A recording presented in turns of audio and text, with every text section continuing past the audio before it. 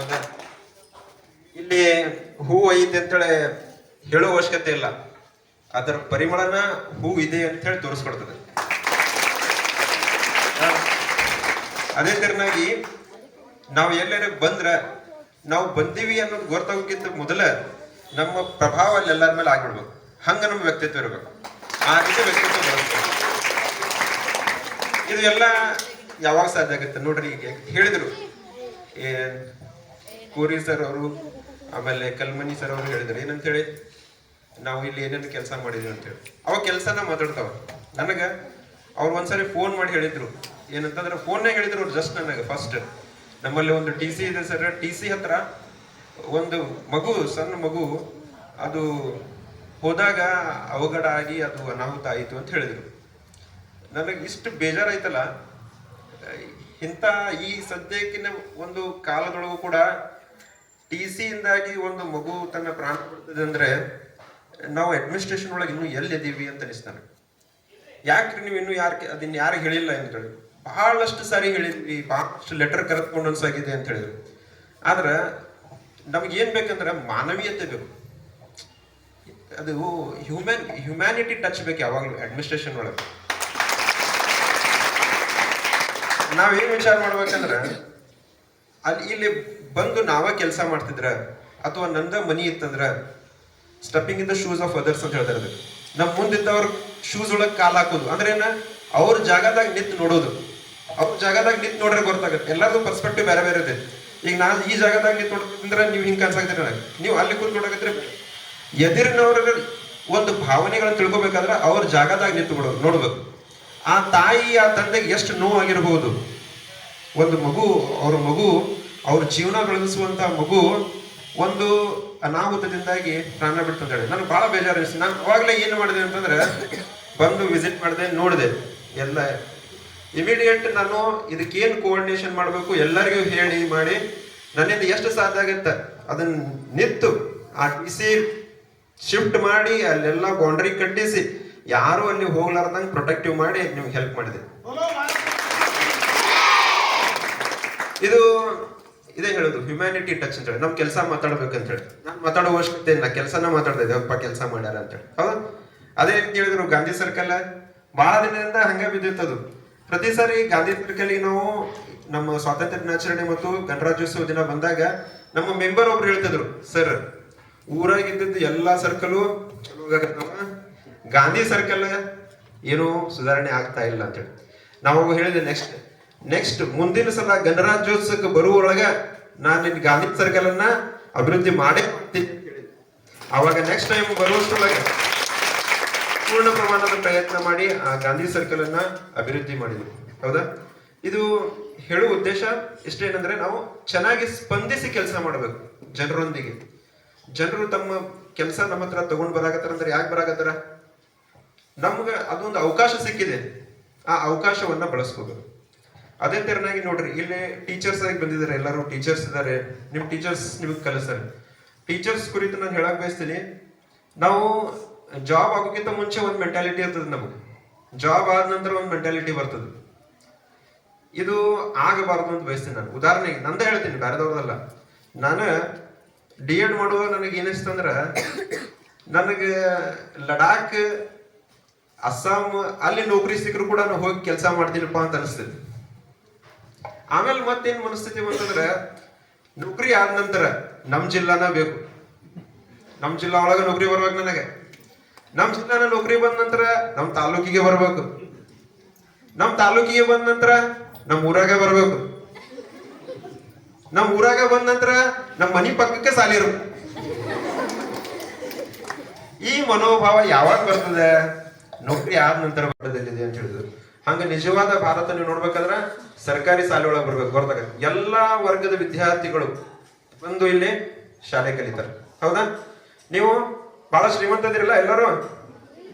ಇಲ್ಲ, ನೀವೆಲ್ಲರೂ ಬಹಳ ಸಿಕ್ಕಾಪಟ್ಟೆ ಶ್ರೀಮಂತದಿರ ತಿಳ್ಕೊಂಡಿದ್ದಲ್ಲ ನಾನು? ಇಲ್ಲ, ನೀವೆಲ್ಲರೂ ಬಹಳ ಬಡವರದಿರೋದಿಲ್ಲ. ಈಗ ಬಡತನದಿಂದ ಬಂದಂತವ್ರು ಸರ್ಕಾರಿ ಶಾಲೆಗೆ ಬಂದವ್ರಿಗೆ ಇವ್ರ ನೀಡನ್ನ ಎಲ್ಲ ಟೀಚರ್ಸ್ ಅನ್ನ ಫುಲ್ಫಿಲ್ ಮಾಡ್ಬೇಕು. ಯಾಕಂದ್ರ ನೋಡ್ರಿ, ನಮ್ಮಲ್ಲಿ ಸ್ಟ್ರೆಂತ್ ಹೆಚ್ಚಿಗಿರ್ತದೆ. ಸರ್ಕಾರಿ ಶಾಲೆಯಲ್ಲಿ ಸ್ಟ್ರೆಂತ್ ಹೆಚ್ಚಿಗಿರ್ತದೆ, ಪ್ರೈವೇಟ್ ಶಾಲೆಯಲ್ಲಿ ಸ್ಟ್ರೆಂತ್ ಕಡಿಮೆ ಇರ್ತದೆ. ಯಾಕೆ ಹೇಳ್ರಿ? ಯಾಕಂದ್ರ ಇವರಿಗೆ ನೌಕರಿಗೆ ಅಪಾಯಿಂಟ್ಮೆಂಟ್ ಮಾಡುವಾಗ ನಾವು ಏನ್ ಮಾಡ್ತೀವಿ ಅಂದ್ರ ಎಲ್ಲರಿಗಿಂತ ಟಫ್ ಎಕ್ಸಾಮ್ ನಡೆಸಿ ಅದ್ರೊಳಗೆ ಹೈಯೆಸ್ಟ್ ಮಾರ್ಕ್ಸ್ ತಗೊಂಡವ್ರನ್ನ ಆಯ್ಕೆ ಮಾಡಿ ಕೊಡ್ತೀವಿ.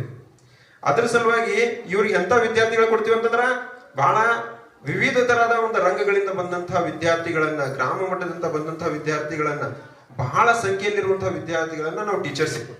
ಅದ್ರ ಸಲುವಾಗಿ ನೀವು ಹೈಯೆಸ್ಟ್ ಮೆರಿಟ್ ಇರುವಂತಹ ಟೀಚರ್ಸ್ ಇರ್ತೀರಿ. ಅದ್ರ ಸಲುವಾಗಿ ನೀವು ಬಹಳ ಚೆನ್ನಾಗಿ ಟೀಚ್ ಮಾಡಬೇಕು ಅಂತ. ನಿಮ್ಮಲ್ಲಿ ಅಂತ ಒಳ್ಳೆ ಟೀಚರ್ಸ್ ಅದಾರ ಅಂತ ಅನ್ಕೊಂಡಿದ್ದೀನಿ ನಾನು. ಎಲ್ಲರೂ ಟೀಚರ್ಸ್, ಎಕ್ಸಾಂಪಲ್ ಕೋರಿ ಅವರು ಬಹಳ ಆಕ್ಟಿವ್ ಆಗಿ ಕೆಲಸ ಮಾಡ್ತಾರೆ. ಮೊನ್ನೆ ನೀವು ಒಂದು ಕನ್ನಡ ರಾಜ್ಯೋತ್ಸವ ದಿನ ಒಂದು ಹಾಡ ಹಾಡಿದ್ರಲ್ಲ, ಸಂಗೊಳ್ಳಿ ರಾಯಣ್ಣಂದು, ಅದು ಎಷ್ಟು ಚೆನ್ನಾಗಿ ಹಾಡ ಹಾಡಿದ್ರಂದ್ರ ಅವತ್ತು ನೀವು ಕೋಲಾಟ ಆಡಾಗಿದ್ರಲ್ಲ, ಎಷ್ಟು ಕೋಲ್ ಮುರಿದು ಗೊತ್ತಿಲ್ಲ ನನಗೆ. ಅದನ್ನ ಎಷ್ಟು ಎನರ್ಜಿ ಇತ್ತು, ಎಷ್ಟು ಎನರ್ಜಿಲೆ ಎಲ್ಲರೂ ನೀವು ಕುಣಿಯಾಕತ್ತಿದ್ರಿ. ಅವಾಗ ಆ ಎನರ್ಜಿ ಯಾವಾಗ್ಲೂ ಇರ್ಬೇಕು. ನೀವು ಅವಾಗ ನೋಡಿದ್ದೆ ನಾನು ಬಹಳ ಚೆನ್ನಾಗಿ ಡಾನ್ಸ್ ಮಾಡಿದ್ರಿ. ಯಾರೋ ಲೀಡರ್ ಒಬ್ರು ಬಂದಾರಲ್ಲಿ ಬರ್ತಿಲ್ಲ ನನಗೆ, ಬಹಳ ಚೆನ್ನಾಗಿ ಬಹಳ ಚೆನ್ನಾಗಿ ಡಾನ್ಸ್ ಮಾಡಿದ್ರಿ ಅವಾಗ, ಹೌದಾ? ಆ ರೀತಿ ಎನರ್ಜಿ ನಾವ್ ಎಲ್ಲದ್ರೊಳಗೂ ತೋರಿಸ್ಬೇಕು. ಎಜುಕೇಶನ್ ಒಳಗು, ಶಾಲೆ ಒಳಗು ಕೂಡ ಏನ್ ಮಾಡ್ಬೇಕು, ಓದೋದ್ರೊಳಗು ಕೂಡ ಅಂತದ ಎನರ್ಜಿ ತೋರಿಸ್ಬೇಕು. ಕೇಳ್ರಿ, ನೀವು ಕಾಂಪಿಟೇಷನ್ ಯಾರ ಜೊತೆ ಮಾಡ್ತೀರಿ? ಹೊರಗೆ ಬಂದ ತಕ್ಷಣ ನೀವು ಇಲ್ಲಿ ಗೌರ್ಮೆಂಟ್ ಸ್ಕೂಲ್ ಕಲಿಯಾಕತ್ತೀರಿ, ಹೊರಗೆ ಬಂದ ನಂತರ ಕಾಂಪಿಟೇಷನ್ ಯಾರ ಜೊತೆ ಇರುತ್ತೆ ನಿಮ್ದು? ಪ್ರೈವೇಟ್ ಸ್ಕೂಲ್ ಕಲ್ತವ್ರು, ಮತ್ತ ಪಬ್ಲಿಕ್ ಸ್ಕೂಲ್ನಾಗ ಕಲ್ತವ್ರು, ಇಂಟರ್ನ್ಯಾಷನಲ್ ಸ್ಕೂಲ್ನಾಗ ಕಲ್ತವ್ರು, ಹೌದಾ? ಇವ್ರ ಎಲ್ಲ ಜೊತೆ ಕಾಂಪಿಟೇಷನ್ ಮಾಡ್ಬೇಕಂದ್ರೆ ನೀವು ಏನ್ ಮಾಡ್ಬೇಕು? ಫುಲ್ ಚೆನ್ನಾಗಿ ಓದ್ಬೇಕು, ಬಹಳ ಚೆನ್ನಾಗಿ ಓದ್ಬೇಕು. ನೀವು ಬಹಳ ದೊಡ್ಡ ಗುರಿ ಇಟ್ಕೋಬೇಕು. ಜೀವನದಾಗ ಏನ್ ಮಾಡ್ಬೇಕು? ಗುರಿ ಬಹಳ ಮಹತ್ವದ್ದು. ಜೀವನದಾಗ ಎರಡು ವಸ್ತುಗಳು ಬಹಳ ಮಹತ್ವದ್ದು. ಒಂದು ಗುರಿ, ಒಂದು ಗುರು. ಮುಂದ್ ಗುರಿ ಇರಬೇಕು, ಹಿಂದ್ ಗುರು ಇರಬೇಕು. ಗುರಿ ಹೇಳ್ತಾರಲ್ಲ, ಹ್ಯಾಂಗಿರ್ಬೇಕಂದ್ರೆ ನಮ್ಮ ಗುರಿ ಬಹಳ ಸ್ಪಷ್ಟವಾಗಿರ್ಬೇಕು. ನಮ್ಮ ಗುರಿ ಬಹಳ ಕ್ಲಿಯರ್ ಆಗ್ಬೇಕು. ಯಾವ ವರ್ಷ ನಾನು ಏನ್ ಮಾಡ್ತೀನಿ ಅಂತ ಕ್ಲಿಯರ್ ಕಟ್ ಆಗಿ ಬರೆದಿಟ್ಕೊಂಡಿರ್ಬೇಕು. ಈ ವರ್ಷ ನಾನು ಇದನ್ನ ಮಾಡ್ತೀನಿ, ಈ ವರ್ಷ ನಮ್ದು ಇದು ಗುರಿ ಕ್ಲಿಯರ್ ಆಗಿ ರಿಟರ್ನ್ ಒಳಗಿರ್ಬೇಕು. ಅದು ಒಂದ್ ಕಡೆ ನೀವು ನೋಟ್ಬುಕ್ ಮಾಡ್ಬೇಕು. ಮತ್ತ ಬಹಳ ಅದನ್ನು ಚೆನ್ನಾಗಿ ಯಾವಾಗ ಅವಾಗ ಮನನ ಮಾಡ್ತಿರ್ಬೇಕು. ನಿಮ್ಮ ಗುರಿ ನಿಮಗೆ ಪ್ರತಿ ಸಾರಿ ಏನ್ ಹೇಳ್ಬೇಕಂದ್ರೆ, ನೀವು ಪ್ರತಿಯೊಂದು ಕೆಲಸ ಮಾಡುವಾಗೂ ನಿಮ್ಮ ಗುರಿ ನಿಮ್ಗೆ ಹೇಳ್ತಿರ್ಬೇಕು. ಈ ಕೆಲಸ ಮಾಡೋದು ನಿನಗ ಈ ಗುರಿಗೆ ಪ್ರೇರಕ ಅದೇನು ಅಥವಾ ಪ್ರೇರಕ ಇಲ್ಲ. ನಿಮ್ಮ ಗುರಿಗೆ ಪ್ರೇರಕ ಇರುವಂತ ಕೆಲಸಗಳನ್ನ ಮಾತ್ರ ಮಾಡಬೇಕು. ನಿಮ್ಮ ಗುರಿಗೆ ಪ್ರೇರಕ ಅಲ್ಲದೆ ಇರುವಂತ ಕೆಲಸಗಳನ್ನ ಮಾಡಬಾರದು. ಅದ್ರ ಸಲುವಾಗಿ ಬಹಳ ಒಳ್ಳೆ ಒಂದು ನುಡಿ ಇದೆ. ಏನಂತಂದ್ರ, ಮಾಡಬೇಕಾದದ್ದನ್ನು ಪ್ರಾಣ ಕೊಟ್ಟಾದರೂ ಮಾಡಲು, ಮಾಡಬಾರದನ್ನು ಪ್ರಾಣ ಹೋದರೂ ಮಾಡಬೇಡ. ಅದ್ರ ಸಲುವಾಗಿ ನಾವ್ ಏನ್ ಮಾಡ್ಬೇಕು ಅನ್ಕೊಂಡಿದಲ್ಲ ಅದನ್ನ ಮಾಡೋದನ್ನ ಒಟ್ಟ ಬಿಡಂಗೇ ಇಲ್ಲ. ಆ ಕೆಲಸ ಮಾಡೇ ತಿರ್ಬೇಕು. ಆ ಕೆಲಸ ಎಂತಾದಿರ್ಬೇಕಂದ್ರ ಬರೀ ನನಗಷ್ಟ ಅನುಕೂಲ ಆಗೋಗಿರ್ಬಾರ್ದು, ನನ್ನ ಸುತ್ತ ನಿಂತವ್ರಿಗೆ ಎಲ್ಲರಿಗೂ ಅನುಕೂಲ ಆಗೋಗಿರ್ಬೇಕು. ನನ್ನ ಪರಿಸರದೊಳಗಿದ್ದವ್ರಿಗೆ ಎಲ್ಲರಿಗೂ ಅನುಕೂಲ ಆಗೋಗಿರ್ಬೇಕು. ನಮ್ಮ ಸಮಾಜಕ್ಕೆ ಅನುಕೂಲ ಆಗೋಗಿರ್ಬೇಕು. ನನ್ನ ಕುಟುಂಬಕ್ಕೆ ಅನುಕೂಲ ಆಗೋಗಿರ್ಬೇಕು. ನನ್ನ ಮುಂದಿದ್ದವ್ರಿಗೆ ಅನುಕೂಲ ಆಗೋಗಿರ್ಬೇಕು. ತಿಳಿದಲ್ಲ? ಅಂತ ಒಂದು ದೊಡ್ಡ ಗುರಿ ಇಟ್ಟುಕೊಂಡು ಚೆನ್ನಾಗಿ ನೀವು ಓದಿದ್ರಂದ್ರ ನಿಮ್ಮ ತಂದೆ ತಾಯಿ ಯಾವಾಗ್ಲೂ ನಿಮ್ಗೆ ಏನ್ ಮಾಡ್ತಿರ್ತಾರ? ಸ್ಕೂಲ್ ಕಳಿಸ್ಬೇಕಾದ್ರೆ ಮೊದ್ಲ ನಮ್ಮಲ್ಲಿ ಹೆಣ್ಮಕ್ಳಿಗೆ ಸ್ಕೂಲಿಗೆ ಏನ್ ಕಳಿಸ್ತಾರ ಹೇಳ? ಕಳಿಸ್ಬೇಕಾದ್ರ ಬಹಳ ಪುಣ್ಯ ನಮಗೆ. ಈಗೀಗ ಎಲ್ಲ ಹೆಣ್ಮಕ್ಳಿಗೆ ಸ್ಕೂಲಿಗೆ ಕಳ್ಸಾಕತ್ತಾರ. ನಿಮ್ದು KGS ಸ್ಕೂಲ್ ಇದೆ ಅಂತ ಹೇಳ್ತಾ ಇದ್ದೀನಿ ನಾನು. ಬಹಳಷ್ಟು ಕಡೆ ಇನ್ನೂ ಆದ್ರೂ ಹಳ್ಳಿಗಳಲ್ಲಿ ಸ್ಕೂಲ್ 10ನೇ ಮುಗೀತು, ಬೇಡ ಮದುವೆ ಮಾಡಿಬಿಡು, 12th ಮುಗೀತು, ಆಯ್ತು ಮುಗೀತು, ಏನ್ ಓದೋ ಅವಶ್ಯಕತೆ ಇಲ್ಲ, ಮನ್ಯಾಗಿದ್ ಬಿಡು ಅಂತ. ಹಿಂಗಾಗಿ ಏನಾಗುತ್ತೆ, ನಮ್ಮಲ್ಲಿ 50% ಪಾಪ್ಯುಲೇಷನ್ ಅಂದ್ರೆ ಹೆಣ್ಮಕ್ಳು 50% ಅವ್ರು ಮುಂದೆ ಬರಾಗಿಲ್ಲಲ್ಲ. ಯಾಕಂದ್ರೆ ಅವ್ರಿಗೆ ಅವಕಾಶ ಕೊಡಾಕತ್ತಿಲ್ಲ ನಾವು. ಹಿಂಗಾಗುವ ಹೆಣ್ಮಕ್ಳಿಗೆ ಕೂಡ ಗಂಡು ಮಕ್ಳಷ್ಟೇ ಸಮಾನ ಅವಕಾಶಗಳನ್ನ ಕೊಡ್ಬೇಕು, ಹೌದಲ್ಲ? ಒಂದ್ ವೆಹಿಕಲ್ ಇದೆ ಅಂತ ತಿಳ್ಕೊರಿ, ಒಂದ್ ಸ್ಕೂಟರ್ ಇದೆ, ಅದ್ರ ಮುಂದೆ ಅದ್ರ ಬೈಕಿನ ಗಾಲಿ ಇದೆ, ಹಿಂದೆ ದೊಡ್ಡ ಟ್ರ್ಯಾಕ್ಟರ್ ಗಾಲಿ ಇದೆ ಅಂದ್ರೆ ಹೆಂಗಾಗತ್ತ? ಚೆನ್ನಾಗಿ ಹೊಡೆದಿದ್ದೇನೆ ಗಾಡಿ, ಅದು ಚೆನ್ನಾಗಿ ಓಡಾಗಲ್ಲ. ಎರಡು ಗಾಲಿ ಏನಿರ್ಬೇಕು? ಸಮಾನ ಇರ್ಬೇಕು. ಹಂಗ ಜೀವನದ ಗಾಡಿ ಹೆಣ್ಮಕ್ಳು ಸಮಾನ ಇರ್ಬೇಕು, ಗಂಡು ಮಕ್ಕಳು ಸಮಾನ ಇರ್ಬೇಕು. ಆವಾಗ ಜೀವನದ ಗಾಡಿ ಏನಾಗತ್ತೆ? ಕರೆಕ್ಟ್ ಆಗಿ ಹೋಗುತ್ತೆ. ಗಂಡು ಮಕ್ಳು ಅಷ್ಟೇ ಬಹಳ ಕಲ್ತಾರ, ಬಹಳ ಶ್ರೀಮಂತರಾಗ್ಯಾರ, ಬಹಳ ದೊಡ್ಡವರಾಗ್ಯಾರ, ಹೆಣ್ಮಕ್ಳಿಗೆ ಏನೋ ಅವಕಾಶ ಕೊಟ್ಟಿಲ್ಲ ಅಂದ್ರೆ ಏನಾಗತ್ತ? ಬ್ಯಾಲೆನ್ಸ್ ಬೆಳೆಯಂಗಿಲ್ಲ ಲೈಫಲ್ಲಿ. ಅದ್ರ ಸಲುವಾಗಿ ಚೆನ್ನಾಗಿ ಹೆಣ್ಮಕ್ಳು ನೀವು ನಿಮ್ಮ ಮೇಲೆ ಬಹಳ ಜವಾಬ್ದಾರಿ ಇರ್ತದೆ. ಮತ್ತೆ ನೀವು ಹೊರಗೆ ಬಂದು ಕಲಿಯಾಕತ್ತರ ಏನ್ ಮಾಡ್ಬೇಕು? ನಿಮ್ಮ ತಾಯಿ ತಂದೆ ಮುಖ ಯಾವಾಗಲೂ ನಿಮ್ ಮುಂದಿರ್ಬೇಕು. ನಾ ಮಾಡಾಕತ್ತಿದ್ ಕೆಲಸ ನಮ್ಮ ತಾಯಿ ತಂದೆಗೆ ಹಿತ ಆಗ್ತೈತಿಲ್ಲೋ, ನಮ್ಮ ಕುಟುಂಬಕ್ಕೆ ಹಿತ ಆಗ್ತೈತಿಲ್ಲೋ, ನಾ ಮಾಡಾಕತ್ತಿದ್ ಕೆಲಸದಿಂದ ನಮ್ಮ ತಾಯಿ ತಂದೆ ಹೆಸರು ಬರ್ತೈತಿಲ್ಲೋ ಅನ್ನುವಂತ ವಿಚಾರ ಮಾಡಿ ಪ್ರತಿಯೊಂದು ಕೆಲಸ ಮಾಡ್ಬೇಕು, ಪ್ರತಿಯೊಂದು ಸ್ಟೆಪ್ ಇಡ್ಬೇಕು. ಯಾಕಂದ್ರೆ ನಿಮ್ಮ ಮೇಲೆ ಏನದ? ಗಂಡು ಮಕ್ಕಳಿಗಿಂತ ಹೆಚ್ಚಿಗೆ ಜವಾಬ್ದಾರಿ ಇದೆ ನಿಮ್ಮಲ್ಲಿ. ತಿಳಿದ್ರ? ಆ ಜವಾಬ್ದಾರಿಯನ್ನು ತಿಳ್ಕೊಂಡು ಹೆಣ್ಮಕ್ಳು ನೀವು ಬಹಳ ಒಳ್ಳೆ ರೀತಿ ಕೆಲಸ ಮಾಡಿದ್ರ ನಮ್ಮ ಸಮಾಜ ಬಹಳ ಅಭಿವೃದ್ಧಿ ಆಗುತ್ತೆ.